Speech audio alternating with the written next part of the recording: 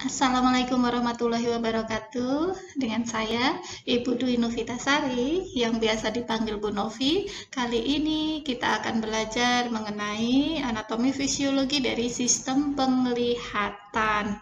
Ya, indera termasuk sense indera ya. Tujuan dari pembelajaran ini diharapkan setelah mahasiswa mengikuti perkuliahan, mahasiswa mampu memahami bagaimana apa saja dari sistem penglihatan, anatominya, bagian-bagian dari sistem penglihatan. Selanjutnya kita belajar mengenai fisiologi sistem penglihatan, bagaimana refraksi mata, bagaimana proses melihat. Mata, kita ketahui ini merupakan organ fotosensoris, yaitu organ yang menerima rangsangan cahaya. Cahaya akan masuk melalui kornea, melintasi kornea, kemudian ada lensa, serta beberapa struktur refraksi di dalam orbita, di dalam bola mata. Cahaya kemudian difokuskan oleh lensa ke bagian saraf mata yang sangat sensitif terhadap cahaya. Saraf mata ini kita sebut sebagai retina. Ini kalau penampakan sistem penglihatan dari luar ya, dari frontalis. Kita melihat ada kanal drainase, ada pupil, kemudian ada iris yang berwarna, serta jaringan ikat sklera.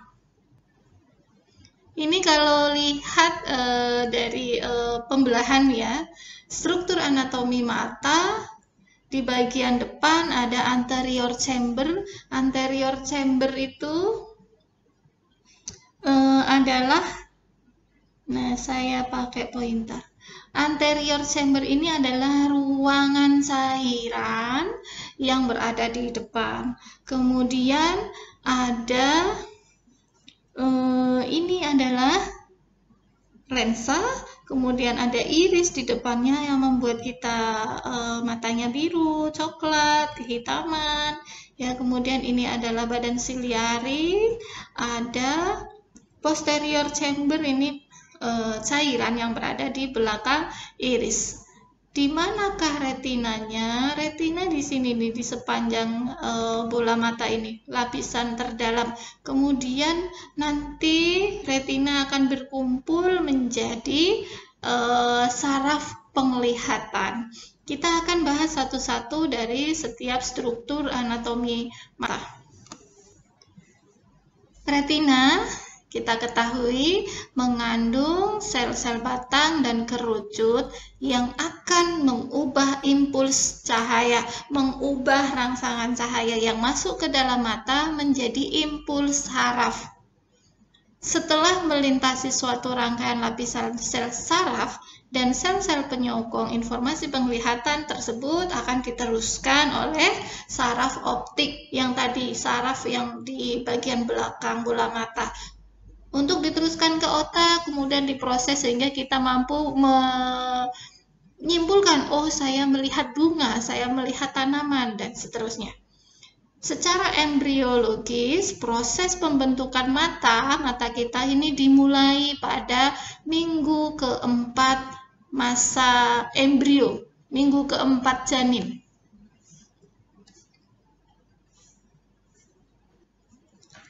Kita pelajari satu persatu ya. Dari dinding bola mata itu disusun oleh 3 tunika. Jadi ada tunika fibrosa, tunika vascularis, dan tunika neuralis. Kalau dilihat namanya tunika fibrosa, berarti ini adalah jaringan ikat. Tunika vascularis, berarti ini banyak mengandung vaskuler, pembuluh darah, serta tunika neuralis, neuron, berarti banyak mengandung syaraf.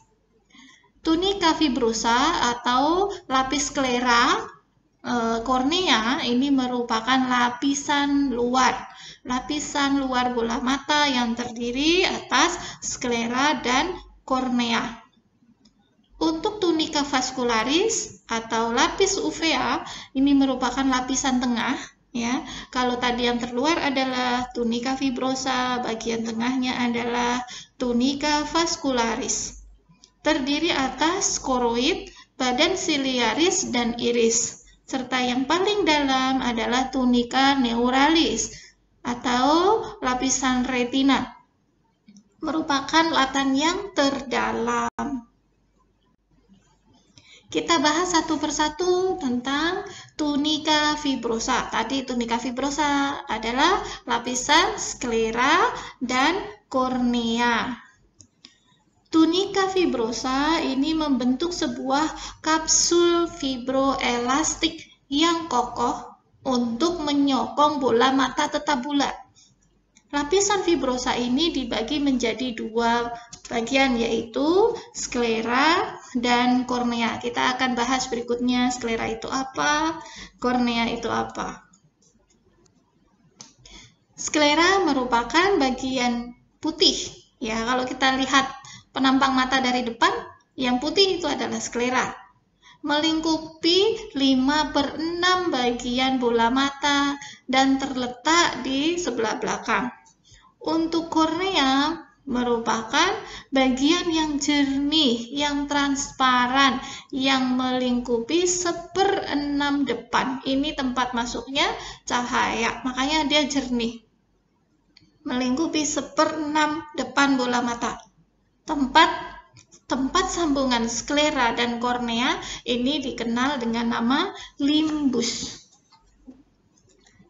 Sklera ini merupakan bagian bola mata yang putih, seolah-olah dengan warna putihnya itu tidak mengandung pembuluh darah, tetapi sklera ini mengandung pembuluh darah. Sklera disusun oleh serat-serat kolagen tipe 1 yang diselang-seling dengan jala-jala serat elastin. Susunan seperti ini akan membentuk struktur bola mata yang kokoh, disokong pula oleh tekanan intraokular yang berasal dari cairan. Cairan apa tadi? Ada cairan aqueous humor. Di bagian depan tadi kita perhatikan anatominya, ada chamber, ya, ada aqueous humor yang terletak di sebelah depan lensa dan badan vitreous. Ya, terletak di belakang lensa.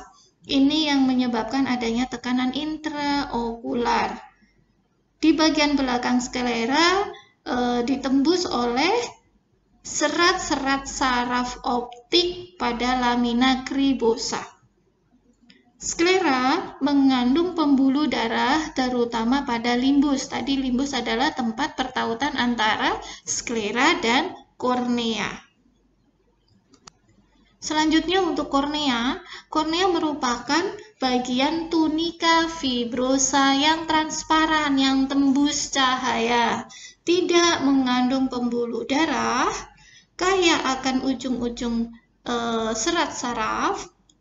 Kemudian kornea berasal dari penonjolan tunica fibrosa ke sebelah depan bola mata. Kalau secara histologi, secara seluler, sel gitu ya, kornea ini terdiri dari 5 lapisan. Setipis itu kornea terdiri dari 5 lapisan. Ada epitel kornea, ada membran Bowman, ada stroma kornea, kemudian ada membran Desmond, serta ada endotel kornea. Ya, cukup diketahui. Selanjutnya lapisan yang tengah, ya. Kita berikutnya membahas tunica vasculosa atau uvea. Tunica vasculosa terdiri dari 3 bagian, disebut koroid, badan siliaris, dan iris. Untuk koroid ini banyak mengandung pembuluh darah, sedangkan untuk korpus siliaris atau badan siliaris ini adalah siliaris, ya. Berarti ini adalah struktur melingkar yang menonjol ke dalam mata, terletak antara ora serrata dan limbus. Sedangkan iris kita banyak, ya, bahkan sampai jadi nama ini, iris. Iris merupakan bagian yang paling depan dari lapisan uvea, mengandung pigmen pewarna-warna, mengandung pigmen dan kaya akan pembuluh darah. Kita bahas satu persatu. Kita bahas koroid. Koroid ini merupakan lapisan yang banyak mengandung pembuluh darah dan sel-sel pigmen sehingga tampak berwarna hitam. Lapisan ini tersusun dari jaringan penyambung jarang yang mengandung serat-serat kolagen dan elastin. Kemudian ada sel-sel fibroblas, pembuluh darah, dan melanosit. Kalau kita lihat lebih dalam lagi, koroid ini terdiri atas 4 lapisan. Ada lapisan epikoroid, merupakan lapisan terluar. Kemudian ada lapisan pembuluh, merupakan lapisan yang paling tebal. Ini banyak kandungan pembuluh darah dan melanositnya tadi. Kemudian ada lapisan koriokapiler. Ini adalah lapisan yang terdiri atas plexus kapiler. Serta ada lamina elastika, merupakan lapisan koroid yang berbatasan dengan epitel pigmen retina. Selanjutnya ada badan siliaris atau korpus siliaris. Ini adalah struktur yang melingkar yang menonjol ke dalam mata, terletak di antara ora serrata dan limbus. Struktur ini merupakan perluasan lapisan koroid ke arah depan. Jadi, korpus siliar disusun oleh jaringan penyambung jarang yang mengandung serat-serat elastin, pembuluh darah, dan melanosit. Badan siliar membentuk tonjolan-tonjolan yang pendek seperti jari, kadang disebut sebagai, atau lebih tepatnya dikenal sebagai prosesus siliaris. Dari prosesus siliaris ini akan muncul benang-benang fibrilin yang akan berinsersi pada kapsula lensa, dikenal sebagai sonula cinii. Korpus siliaris mengandung 3 berkas otot polos yang kita sebut sebagai musculus ciliaris. Berikutnya ada iris, merupakan bagian yang paling depan dari lapisan uvea. Struktur ini muncul dari badan siliar dan membentuk sebuah diafragma di depan lensa. Diafragma yang mengatur, kalau kita punya kamera yang mengatur besar kecil cahaya masuk, nah itu diafragma. Iris juga memisahkan bilik mata depan dengan belakang. Celah di antara iris kanan dan kiri ini disebut sebagai pupil.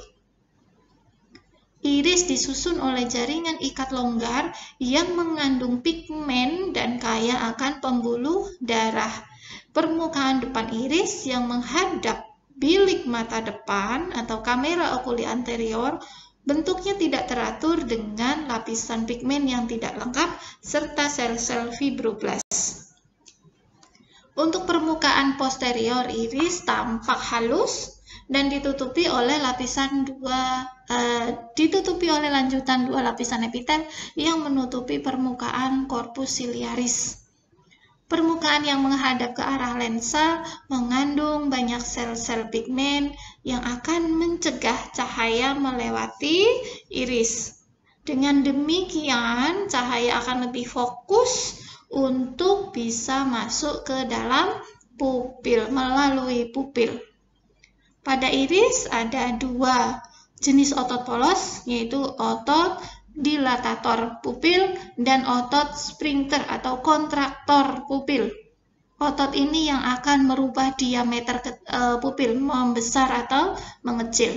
Otot dilatator pupil ini dipersarafi oleh persarafan simpatis, akan melebarkan pupil, sedangkan sebaliknya sphincter atau kontriktor maka akan memperkecil diameter pupil. Tadi sudah kita bahas sedikit bahwa di iris ini tadi ada 2 jenis otot polos, dilatator dan sphincter atau konstriktor. Ini merubah diameter dari pupilnya.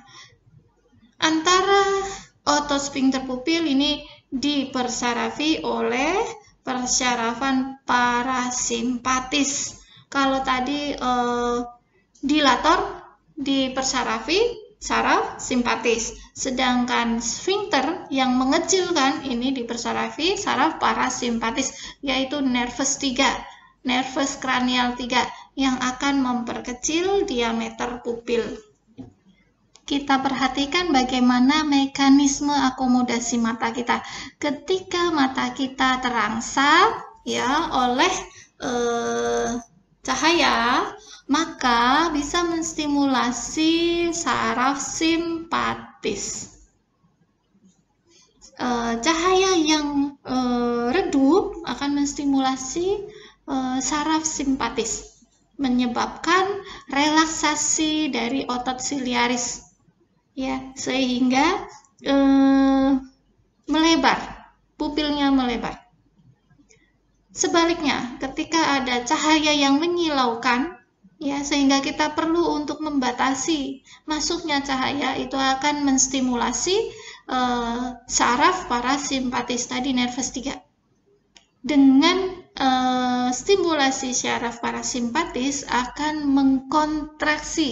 mengkontriksi, ya, mengecilkan diameter dari pupil. Pupil akan berkontraksi tergantung dari jumlah cahaya yang masuk. Ketika cahayanya terang, maka pupil akan berkontraksi dengan refleks parasimpatis. Kalau cahayanya redup, maka pupil akan berdilatasi dengan respon dari saraf simpatik. Jumlah sel-sel melanosit yang terdapat pada epitel dan stroma iris ini yang akan mempengaruhi warna mata. Tadi di awal kita sudah memahami bahwa iris ini kaya akan pigmen, ya. Jadi hadirnya sel-sel melanosit ini akan mempengaruhi warna mata. Semakin banyak melanosit, maka warna mata akan tampak hitam, warna irisnya akan semakin hitam. Sebaliknya, bila melanositnya sedikit, maka mata bisa tampak warna coklat, ya, sampai ke biru. Berikutnya kita bahas tentang lensa mata. Lensa mata terdiri dari 3 lapisan, yaitu ada kapsul lensa yang melindungi lensa, kemudian ada epitel subkapsul, serta serat-serat lensa. Kapsul lensa ini merupakan lamina basal yang umumnya disusun oleh serat-serat kolagen tipe 4 dan glikoprotein. Kapsul ini sifatnya elastik, jernih, dan padat, kompak. Epitel subkapsul hanya terdapat pada permukaan anterior lensa, tepat di bawah kapsul lensa. Epitelnya terdiri atas selapis sel kuboid yang kotak. Di sebelah dalam dari epitel subkapsul terdapat serat-serat lensa yang dibentuk dari sel-sel yang kehilangan inti dan organela lainnya. Serat-serat ini kemudian diisi dengan protein lensa, namanya protein kristalin. Adanya kristalin ini akan meningkatkan indeks refraksi lensa. Lensa sama sekali tidak mengandung pembuluh darah. Jadi dari mana nutrisinya? Nutrisi lensa diperoleh penuh dari aqueous humor, ya, cairan mata, serta dari corpus vitreus. Lensa bersifat impermeable, tetapi dapat ditembus cahaya dengan mudah. Pada orang tua sering dijumpai kekeruhan pada lensa, ya. Ini yang menyebabkan menurunnya kemampuan untuk melihat. Kondisi apa ini disebut? Katarak. Ya, kondisi ini bisa disebabkan karena bertumpuknya pigmen atau substansi lain atau bisa terpapar ultraviolet secara berlebihan. Untuk corpus vitreous ini merupakan suatu agar-agar, ya, jelly yang jernih yang mengisi ruang vitreous, yaitu ruang antara lensa dan retina. Dilihat lagi anatomi mata, di mana corpus vitreous. Corpus vitreous disusun hampir seluruhnya oleh cairan, oleh air 99%, dan mengandung elektrolit, serat-serat kolagen, serta asam hyaluronat.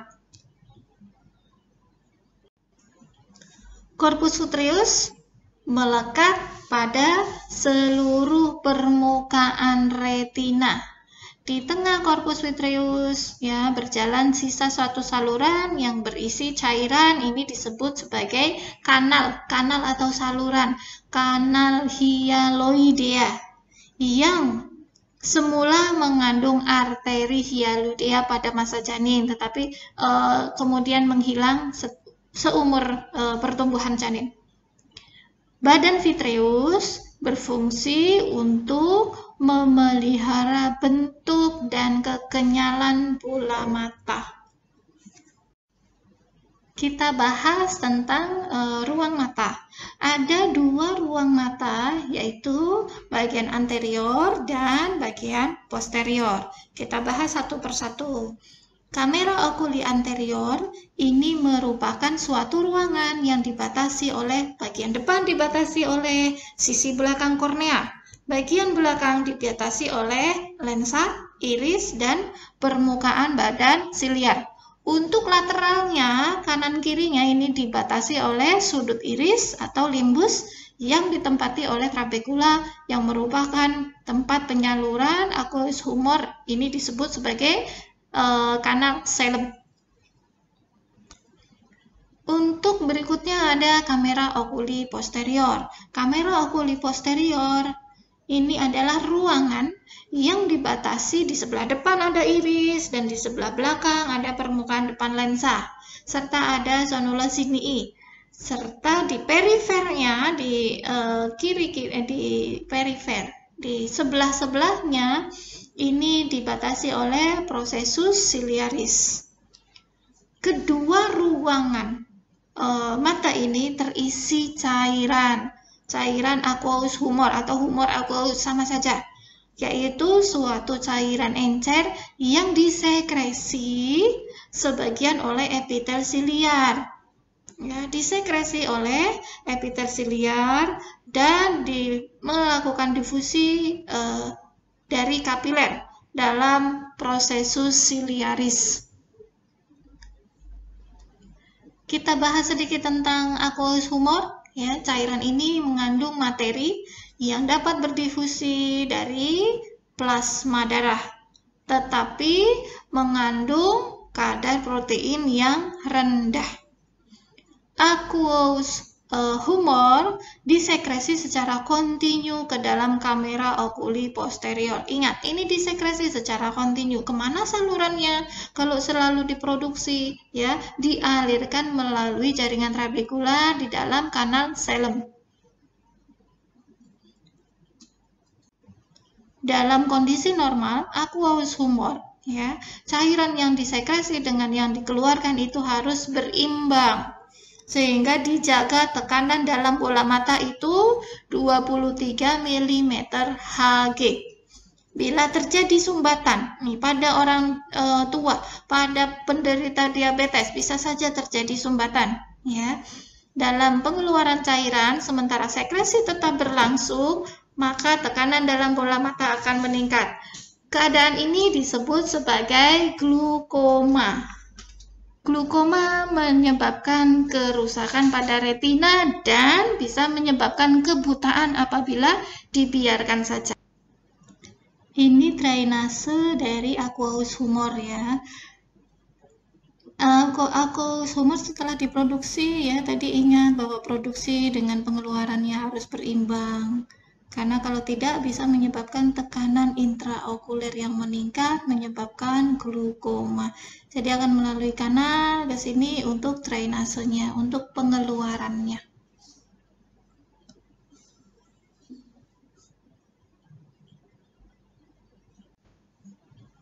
Selanjutnya ada lapisan yang paling dalam, yaitu tunika neuralis. Isinya adalah retina. Retina merupakan lapisan terdalam bola mata, mengandung sel-sel fotoreseptor, yaitu sel-sel batang dan kerucut. Retina berkembang dari cangkir optik atau optik cup, suatu struktur yang berbentuk seperti cangkir yang terbentuk dari hasil proses invaginasi. Invaginasi itu tertarik ke dalam dari gelembung optik primer. Gelembung optik primer ini berkembang dari penonjolan keluar prosencephalon atau otak bagian depan. Tangkai dari cangkir optik atau optik stal akan berkembang menjadi saraf optikus. Ya, saraf optikus. Dinding luar cangkir optik atau optik cup berkembang menjadi lapisan luar sementara dari bagian syaraf retina, berkembang dari lapisan dalam cangkir optik. Untuk lempeng optik atau optik disc, ini terletak di dinding belakang bola mata, merupakan tempat keluarnya nervus opticus. Serat-serat saraf di daerah ini akan bertumpuk membentuk suatu tonjolan yang disebut sebagai papilla nervus opticus. Daerah ini tidak mengandung sel-sel fotoreseptor, sehingga karena tidak ada sel-sel fotoreseptornya, dia tidak akan peka terhadap cahaya, tidak bisa sebagai cermin bayangan, ya. Maka ini disebut sebagai bintik buta. Setiap orang mempunyai bintik buta atau blind spot. Ini struktur mikroskopik dari retina. Kita pelajari, sebetulnya retina ada 10 lapisan retina dari luar ke dalam, tetapi di sini tidak seluruhnya ditampilkan. Dari luar ke dalam kita ingat ada lapisan epitel, pigmen, kemudian ada lapisan batang, sel batang dan kerucut, kemudian ada membran limitan luar, lapisan inti luar, kemudian ada plexus form luar, inti dalam, plexus form dalam, sel ganglion, kemudian sel saraf, lapisan sel saraf, serta lapisan membran limitan dalam. Di sini lapisan paling luar yaitu ada lapisan epitel pigmen. Di lapisan batang dan kerucut, di sini adalah sel batang, kemudian ini adalah sel kerucut. Ya, masuk stimulasinya sampai ke ada sel horizontal, sel bipolar, sel amakrin, ya, masuk ke sel ganglion. Dari sel ganglion, rangsangan sarafnya setelah diproduksi neurotransmitter akan masuk ke nervus, ya, sel saraf. Di sini ditunjukkan ada sel saraf kranial 2. Ya. Kemudian ini adalah bagian yang paling bawah, membran limitan dalam. Perbedaan struktur dari sel batang dan sel kerucut. Sel batang tadi banyak teraktivasi ketika dim light, ketika cahayanya redup, sedangkan sel kerucut ini teraktivasi ketika bright light, cahayanya terang.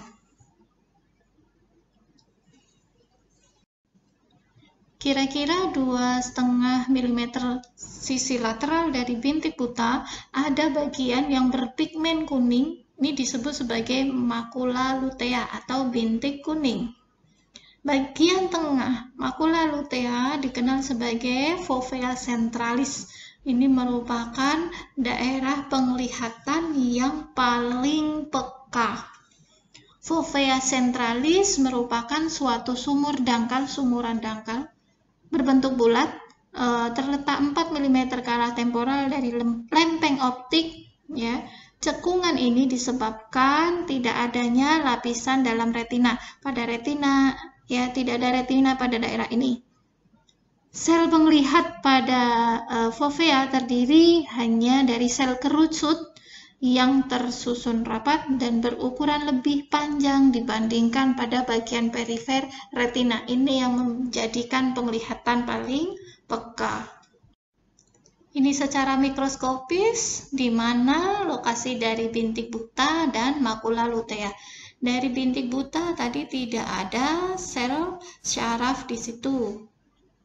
Ya, ini bintik buta, tidak ada sel saraf di sini, ya, sehingga kita bisa uji coba di mana kita bisa melihat yang tadinya terlihat sebuah titik atau tanda, bisa kita maju mundurkan, ya, tutup salah satu matanya akan hilang.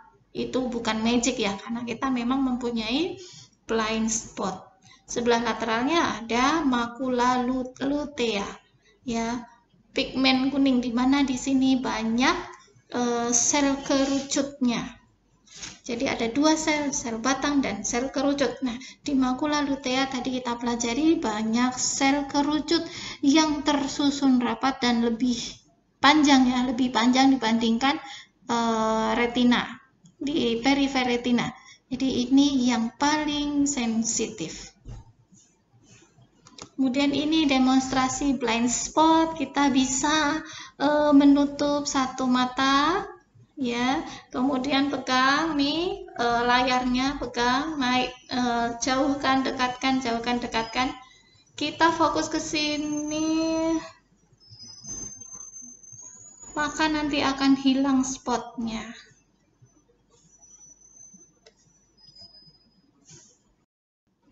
Ini penjelasan yang tadi, fovea centralis. Ini cekungan ini disebabkan karena tidak ada lapisan dalam retina. Tidak ada retina di daerah ini. Sel penglihatan bagian fovea ini terdiri dari sel kerucut yang tersusun rapat dan berukuran lebih panjang dibandingkan dengan yang di bagian perifer retina.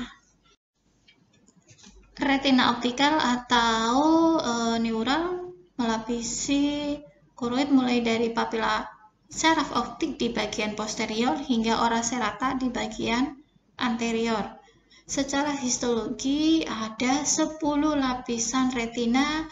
Kalau kita urutkan dari luar ke dalam, ada epitel pigmen, lapisan batang dan kerucut, kemudian membran limitan luar, lapisan inti luar, lapisan plexiform luar, kemudian lapisan inti dalam, lapisan plexiform dalam, lapisan sel ganglion, lapisan serat saraf, serta membran limitan dalam. Kita akan bahas tidak semuanya, hanya yang urgensi saja, yang penting-penting seperti lapisan batang dan kerucut itu apa, ya, kita bahas.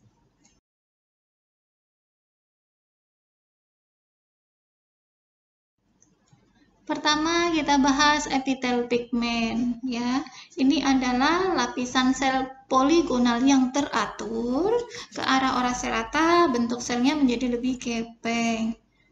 Inti sel berbentuk kuboid dengan sitoplasma yang kaya akan melanin, vesikel melanin. Fungsi dari epitel pigmen adalah menyerap cahaya dan mencegah terjadinya pemantulan, berperan dalam nutrisi fotoreseptor, kemudian penimbunan dan pelepasan vitamin A. Ini lokasi penimbunan, ya, dan pelepasan vitamin A. Kemudian berperan dalam proses pembentukan rodopsin, protein rodopsin. Nanti kita akan belajar. Ada lapisan batang dan kerucut. Ini mengandung dua jenis sel fotoreseptor, yaitu sel batang dan sel kerucut.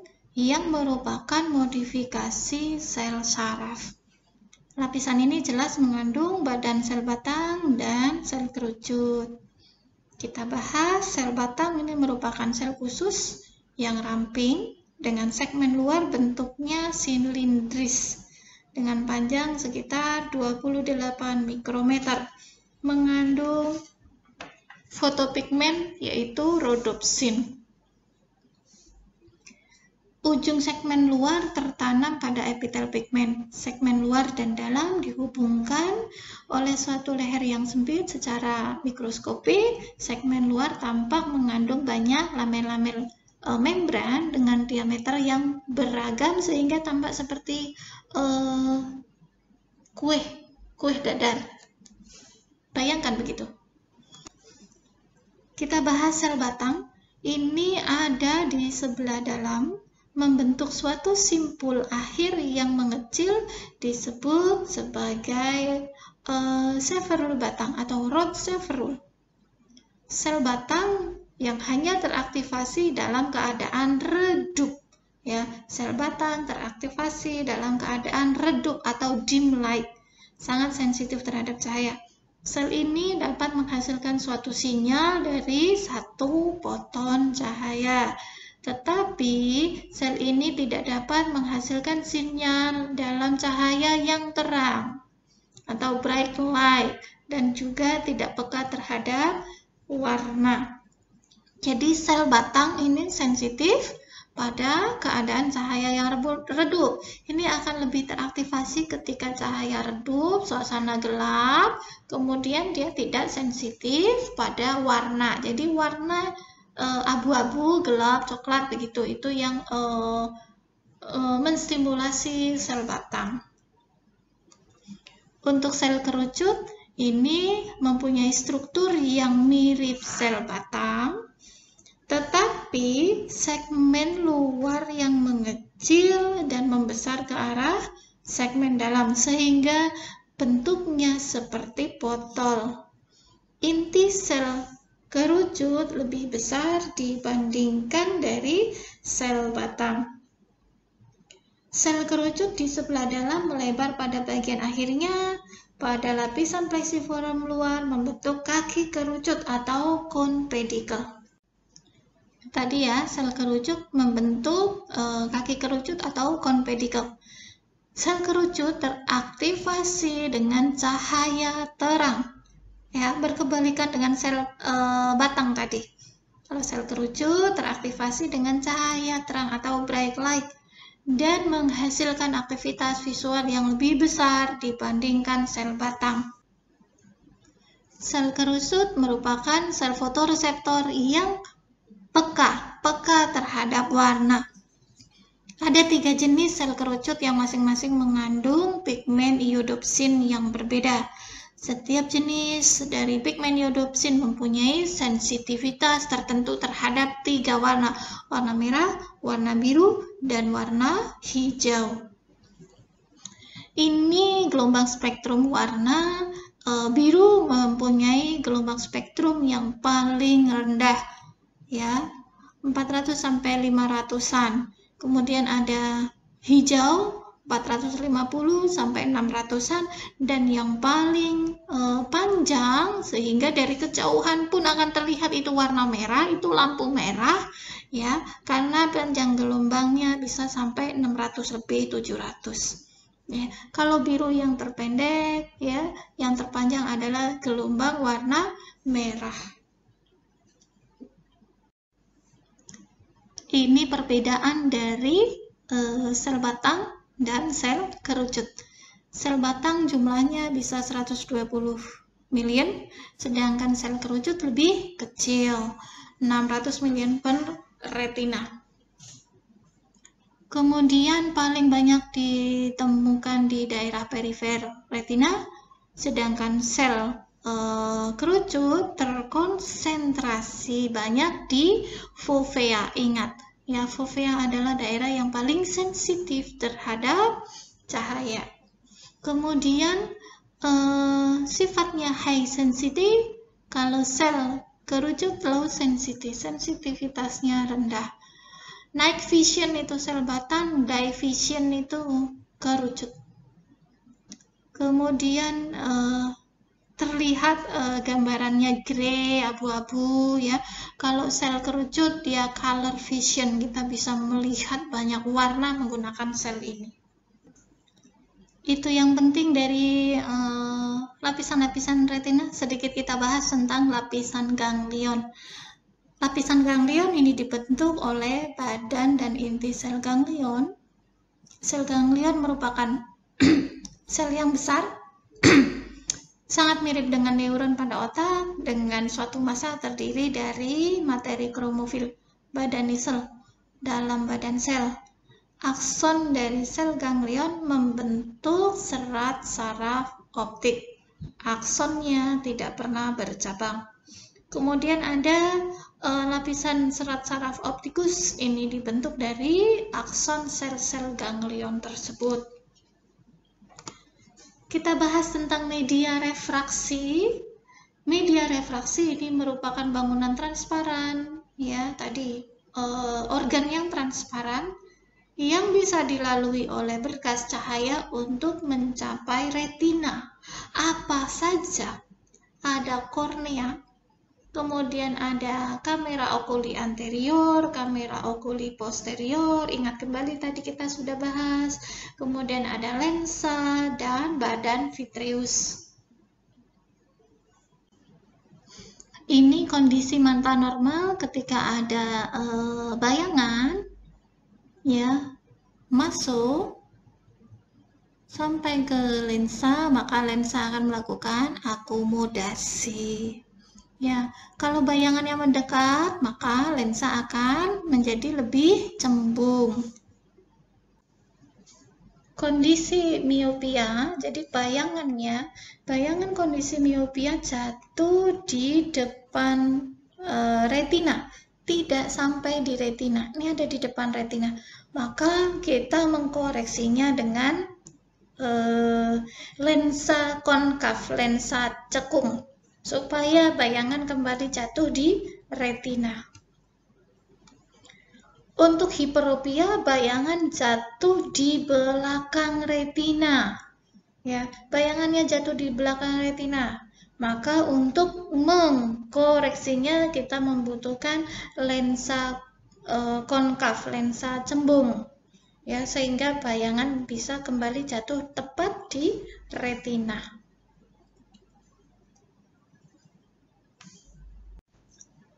Selanjutnya kita bahas fisiologi penglihatan. Bagaimana proses melihat? Jadi, cahaya yang masuk ke dalam retina akan diserap oleh rodopsin. Apa itu rodopsin? Rodopsin adalah suatu protein yang tersusun dari opsin. Opsin adalah protein transmembran yang terikat pada aldehid vitamin A.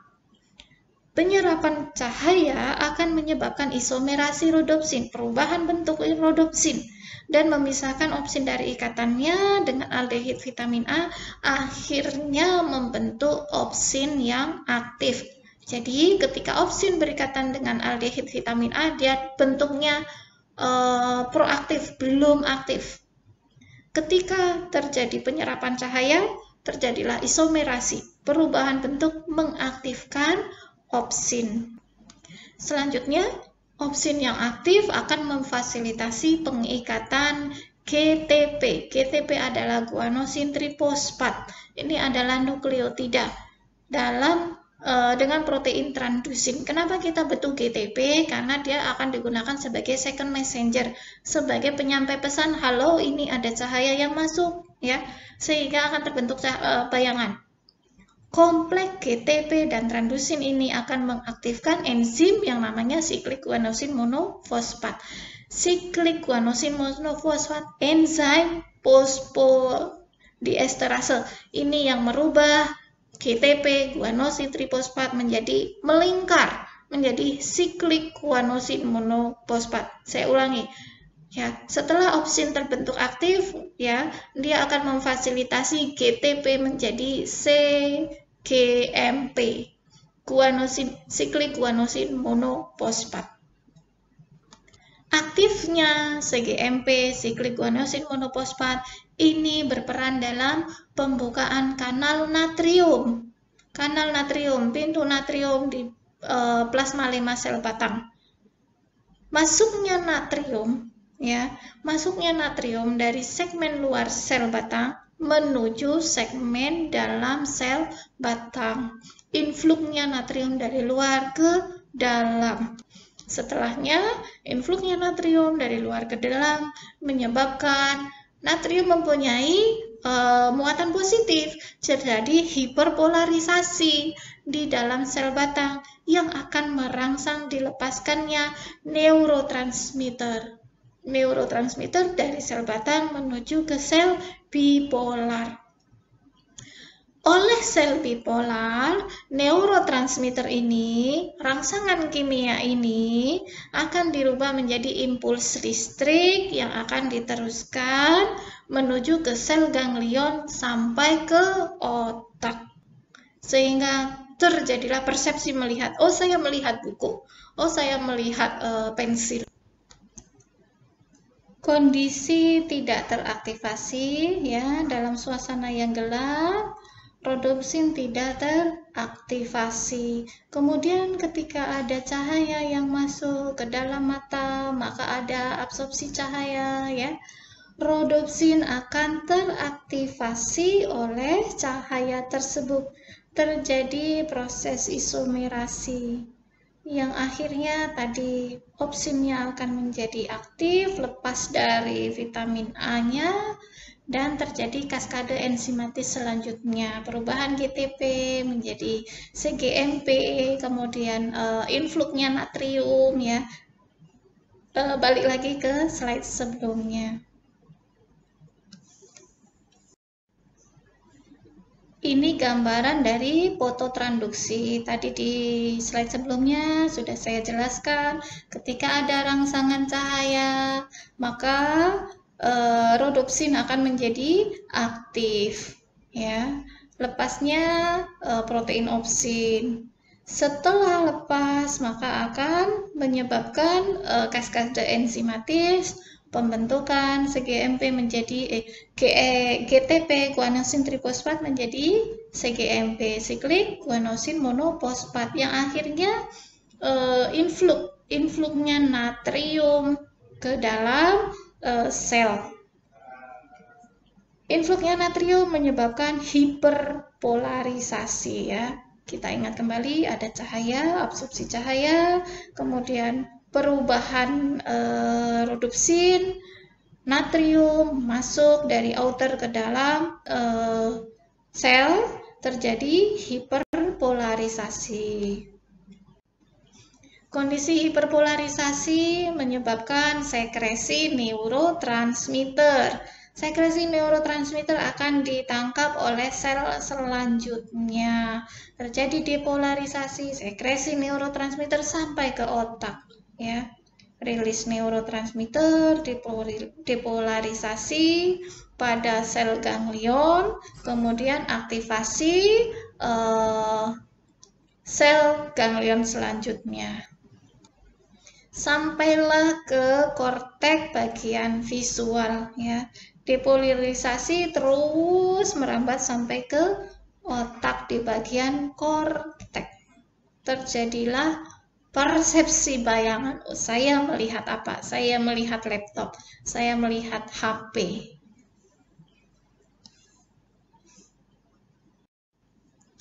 Sedikit tambahan ya, ada organ-organ tambahan mata.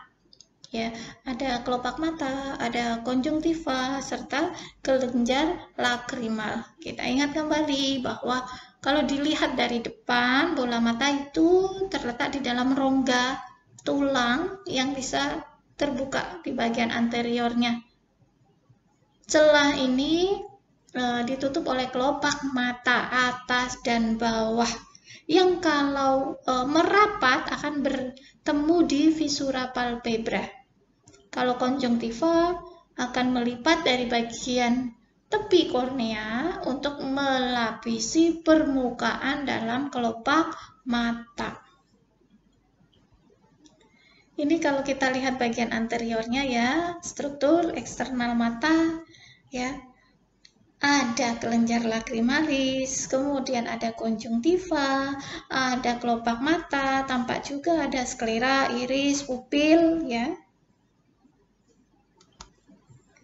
Untuk kelopak mata, ini terdiri atas lempeng penyokong di bagian tengah yang terdiri dari jaringan ikat dan otot rangka, otot seklet. Diliputi kulit di bagian luar dan membran mukosa di bagian dalamnya. Konjungtiva adalah membran mukosa jernih yang melapisi permukaan dalam kelopak mata atau konjungtiva palpebra dan menutupi permukaan sklera pada bagian depan bola mata atau konjungtiva bulbi. Konjungtiva disusun oleh epitel berlapis silindris yang mengandung sel goblet yang terletak di suatu lamina basal dan lamina propria yang terdiri atas jaringan ikat longgar. Sekret sel-sel goblet ini ikut menyusun lapisan air mata, berfungsi sebagai pelumas ya, berfungsi sebagai pelumas dan pelindung epitel mata bagian depan. Apabila terjadi peradangan pada konjungtiva bisa ditandai warna merah, sekret yang banyak. Ini biasa disebabkan oleh mungkin virus, bakteri, alergen ya. Itu disebut sebagai konjungtivitis. Ada kelenjar lakrimalis. Kelenjar lakrimal ini terutama terletak di sudut superolateral longga mata. Lobus kelenjar terpisah bisa mencurahkan isinya sampai di 10-15 saluran keluar di bagian lateral fornix superior konjungtiva. Juga ditemukan banyak kelenjar lakrimalis tambahan di bagian kelopak mata atas dan bawah. Air mata sendiri ini mengandung banyak air dan lisosim, yaitu suatu zat antibakteri. Air mata berfungsi untuk memelihara agar epitel konjungtiva tetap lembab. Setiap kedipan kelopak mata akan menyebabkan air mata tersebar di atas kornea. Ini kelenjar mata.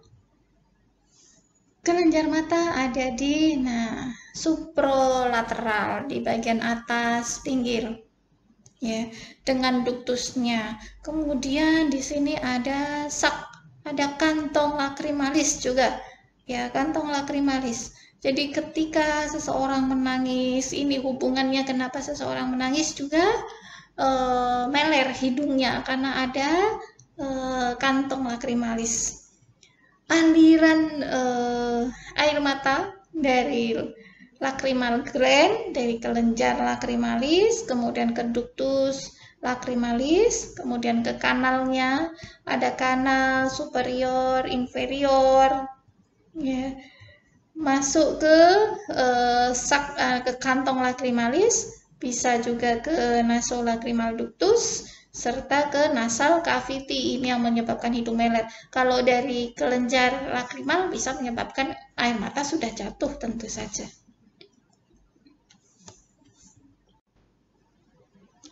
Kita perjelas lagi perjalanan persepsi melihat. Ketika kita melihat dengan mata kanan dan kiri, kemudian dialirkan ke nervus opticus, syaraf penglihatan, yang kiri ke sebelah kanan sampai ke talamus, yang kanan ke sebelah kiri sampai ke talamus. Dari talamus masuk ke korteks cerebri bagian primary visual, otak kanan dan otak kiri. Jadi dari mata kiri akan dipersepsikan oleh bagian otak kanan, mata kanan akan dipersepsikan oleh bagian otak kiri. Ya, pusat penglihatan di primary visual area ada di lobus occipitalis bagian korteks cerebri. Sama saja ya melihatnya. Kalau tadi penampangnya lurus, ini penampangnya diagonalis. Mata kiri, left eyes dan right eyes. Mereka akan bersimpangan sampai ke talamus. Dari talamus akan dipersepsikan di korteks cerebri. Ini sedikit pemeriksaan mata, Snellen chart, ya. Pemeriksaan berapa kemampuan daya akomodasinya. Seperti itu saja pengenalan dari saya, anatomi fisiologi dari sistem penglihatan. Silahkan perbanyak bahan bacaan, bisa dari Tortora dan Sherwood, Human Physiology and Anatomy. Kita akhiri, silahkan subscribe channel saya YouTube Dwi Novitasari untuk mengikuti pembelajaran berikutnya. Kalau ada ilmu yang salah saya mohon maaf. Wassalamualaikum warahmatullahi wabarakatuh.